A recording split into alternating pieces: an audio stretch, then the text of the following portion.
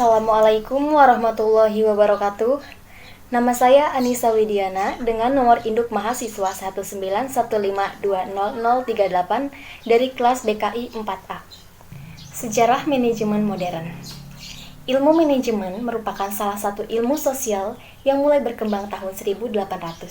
Dengan aliran yang pertama kali muncul adalah aliran klasik.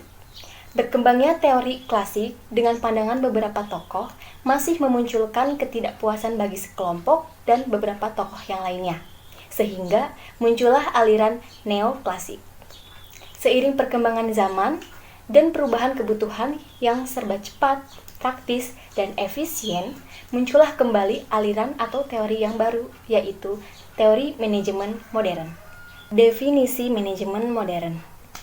Manajemen modern adalah manajemen yang pada periodenya ditandai dengan sudah dipelajari manajemen sebagai ilmu yang mempelajari atau yang mempunyai dasar-dasar logika ilmiah. Sehingga banyak melibatkan ahli manajemen dan ahli ekonomi untuk melakukan penelitian tentang manajemen yang menghasilkan berbagai teori maupun aliran manajemen. Teori manajemen modern. Teori manajemen modern mendasari kepada hal-hal yang sifatnya situasional, artinya orang menyesuaikan diri dengan situasi yang sedang dihadapi dan mengambil keputusan sesuai dengan situasi dan kondisi lingkungannya. Masa manajemen modern berkembang melalui dua jalur yang berbeda. Yang pertama, merupakan pengembangan dari aliran hubungan manusiawi yang dikenal sebagai perilaku organisasi. Dan yang lain dibangun atas dasar manajemen ilmiah, dikenal sebagai aliran kuantitatif.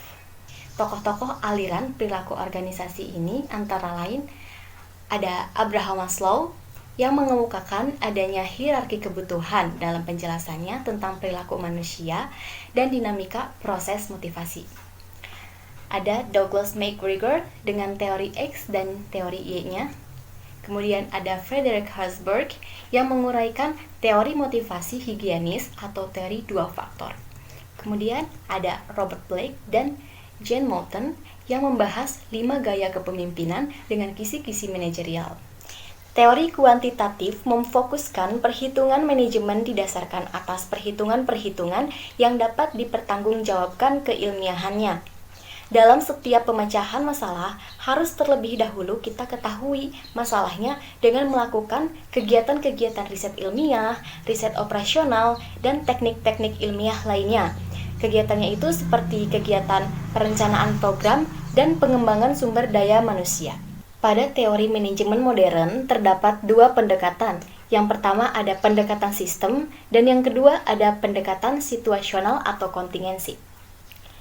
Pendekatan sistem pada manajemen bermaksud untuk memandang organisasi sebagai suatu kesatuan yang terdiri dari bagian-bagian yang saling berhubungan, dan bila mana elemen tersebut berinteraksi, maka akan membentuk suatu kesatuan yang menyeluruh.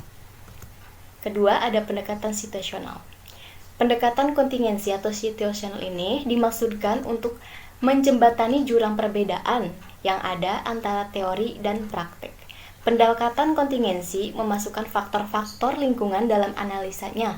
Mengapa? Karena perbedaan kondisi lingkungan yang memerlukan aplikasi konsep dan teknik manajemen yang berbeda pula. Kelebihan manajemen modern. Manajemen modern mampu menjawab permasalahan yang begitu kompleks dengan lebih mudah.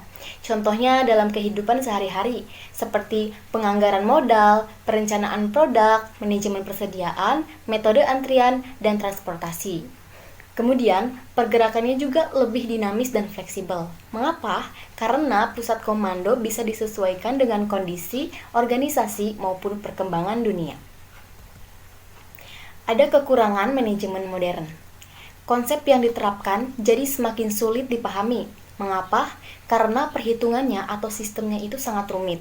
Kemudian, manajemen modern ini masih dinilai kurang dalam pengelolaan aspek sosial sumber daya manusia. Sekian penjelasan dari saya. Terima kasih. Wassalamualaikum warahmatullahi wabarakatuh.